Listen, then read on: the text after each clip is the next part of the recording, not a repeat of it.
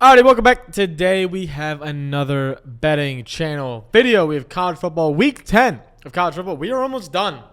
We're actually almost done. It's almost done. Over. Done. Cut it. College football's almost coming to a close, which is insane to think about. The season has gone this fast. It's blown by. But we did just sweep. If you saw the Thursday Night Football picks, we did do that on the NFL, so now it's time to do it for the little college football. I'm pretty excited to hop into this slate. We have some big games. Ohio State, Penn State being noon should be a crime. Should actually be a crime. Why this isn't the whiteout blows my mind. It's at Penn State, 12 p.m., and it's not a whiteout. Well, you got to live with it at some point in time.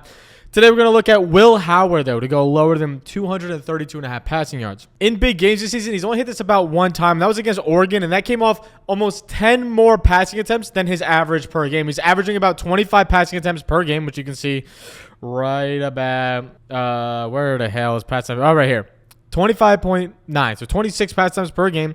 Against Oregon, he saw 35, so that's a drastic difference. Is that going to happen versus Penn State? I doubt it. Why? Because Penn State is, by statistics, by the numbers, probably the best defense in all of college football. They are top 12 in the pass. They are top 6 against the run. They are sound everywhere on the football field on the defensive side of the ball. If their offense can hold the ball and have a decent time of possession, this could be a big defensive battle. I'm going to take a lot of unders in this game. I'm taking the under on the total, too, as well. He'll get into that later. But he's hit under this line in 2 of 3 games. 2 of his last 3 games, as you can see on the screen. Penn State only allowed one quarterback this entire season to hit this line, and that was Bowling Green. So take that as you will. Miller Moss, Garrett Green. If you don't know who that is, Miller Moss, USC quarterback. Garrett Green, West Virginia quarterback. Lou Altmaier. I hope I'm saying his name right. All went under this line. And it didn't just go under this line. They went under this line by a pretty wide margin. Miller Moss was, I think, the closest with 220. Garrett Green didn't even see 180. It was a pretty big steep there. And Penn State, again, 12th versus the pass this season, helping 174.6 yards per game. Just the overall passing offense hasn't been there for Ohio State outside of the one Oregon game, which, again, you look at the end of this game, 50 of these yards came in junk time. So you take away that, is it that impressive of a game? And by junk time, I don't mean the game was never in junk time. But I mean is fourth quarter, they're down. They need to just sling the rock. And that's where 50 of his yards came from at the very end of the game. I don't think that's going to happen versus Penn State. Listen, I'm a little Penn State bias here, as that's where a lot of my family is from. But at the same time, you look at this game, it's Ohio State's probably going to win. But Penn State's defense is good. I can see this being a very low-scoring game, underwhelming game. Throwback to 2014, 2015, when the game was 16-14, 21-17. Both these defenses are elite. Both these offensive struggle. I'm leaning a lot of unders in this game. Heading on to our second play, though. Not going to waste no more of your time. Going to Clemson. Another bias of mine. Wow, shocker, good. But we're going to a wagon play. 2.5 touchdowns for Cade Klubnik has been nothing, and you get it at value of 1.13x, which I absolutely love. And you're probably good. Why do we keep hammering 2.5 touchdowns? It's because, one, they're coming off a bye, right? And his line set for passing yards, as you see, is 284.5 for a reason. He's going to sling the rock. This team wants to sling the rock. Cade has smashed this line in almost every game outside of the Georgia game. He didn't hit this against Florida State because he didn't pass the ball in the entire fourth quarter because they were up and they just wanted to run the clock out against a good team. This Louisville team is not a threat to damn near anybody right now. They're 6th in the ACC as Clemson is number 1. The spread of this game is 10.5. Clemson should easily cover that line. And listen, Cade's averaging 3 a game. Louisville has been killed by quarterbacks the past 2 games. Cam Moore threw for 4 touchdown passes. Boston College's Thomas Castellanos. Again, I'm bad with names. Castellanos, I think is how you pronounce it. 3 touchdown passes. Back-to-back games. 7 touchdown passes in 2 games. Now they face a Clemson team, fresh off a bye week. That's never a hot look. Cade Klubnik has been rolling. This offense has been great. Over 300 yards in back-to-back games for Cade. And he's looked good doing it. Louisville has allowed 260 passing yards per game to underwhelming passing teams. Boston College should not be throwing for 3 touchdowns on you, period. Castellanos is not a, and again, I apologize if I'm saying his name wrong. He's not a passing down quarterback. He's a run-first quarterback. And this is where it's confusing to me of why we wouldn't slam this line. I think it's an easy smash. And again, the passing volume here as well. You look at the pass percentages on plays.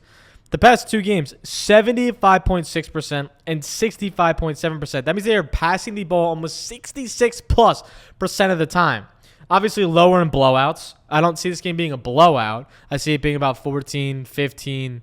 It could stretch to 21 of a difference. But even last week, it was over 28-point difference. They still were slinging the rock. Phil Maffa's going to have his eat.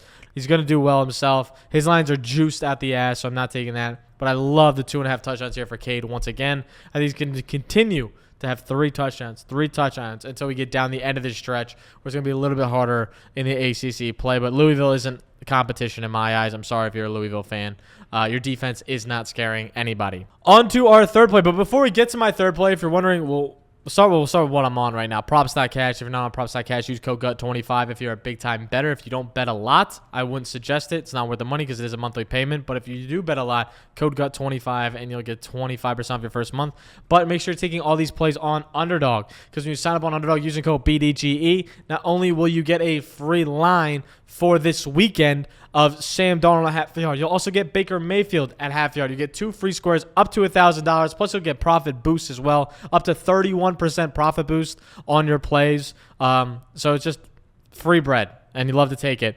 So yeah, make sure you sign up using code BDG on Underdog, and then tail all these picks on Pickett. If you're not on Pickett, don't know what Pickett is, it's a free app where you can track all your bets. You can see all my bets. You can see when I place my bets. You can see the odds I take my bets at. We won 28.4 units last month. If you go on my Twitter, you can see 28.4 units last month on Pickett.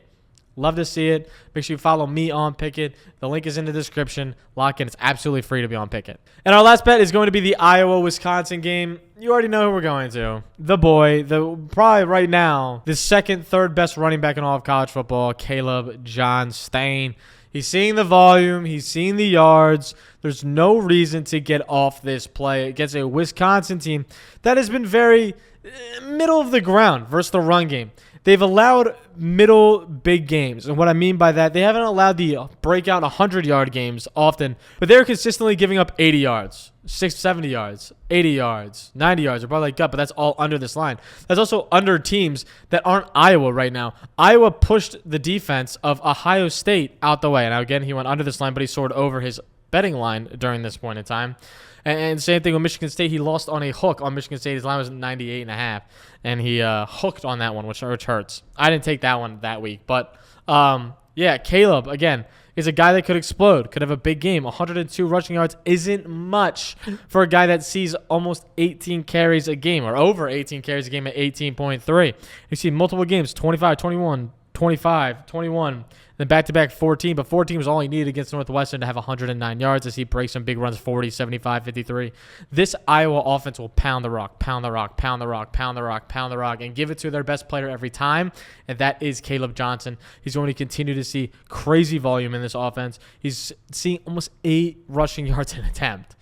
That's insane for a team that can't even pass the ball. This team can't pass the ball. This team cannot pass the football. They have to run the ball, and they're still minus 3.5-point favorites in this game. That is massive. Wisconsin also giving up 156.4 rushing yards per game in the past 3 games. So they're giving up more rushing yards, and now they face one of the best running backs in all of college football with arguably healthy, one of the best O-lines in the entire country, one of the best blocking tight ends in the entire country. Caleb is surrounded by everything that needs to make him great. He's been great, averaging almost 8 yards a carry. We'll take that all day, every day in a Big Ten matchup. He's at home this year. He hasn't missed this line. He's been cooking. I'm gonna ride or die with Caleb Johnston all day on this line. He's projected here at the top right, 11 more yards than that at 113.65. I think he easily smashes that as well. I think this should be an easy over for the boy. And this is the slip we have for today. Again, you can also add the free half a point line or half a square line when you use code BDG when you sign up. You'll get either an NBA or NFL free play. Either way, it's free play. So if you don't even watch the NBA or whatever, or you don't watch the NFL, you just watch college football, doesn't matter. It's just literally a free yard. And no matter what, they'll guarantee cash. Guy gets hurt like Aaron Rodgers last year before the free play, they still cashed out for you. So it's a guaranteed free win for you to start the slip off, which is always a good feeling. These are my 3 plays. Again, swept on Thursday night. I hope to recreate that tonight. And I will catch you guys next time. Make sure to like, subscribe, all that sort of fun shit down below. It's the easiest way to support the channel is by leaving a like. So I'll catch you guys next time. Peace.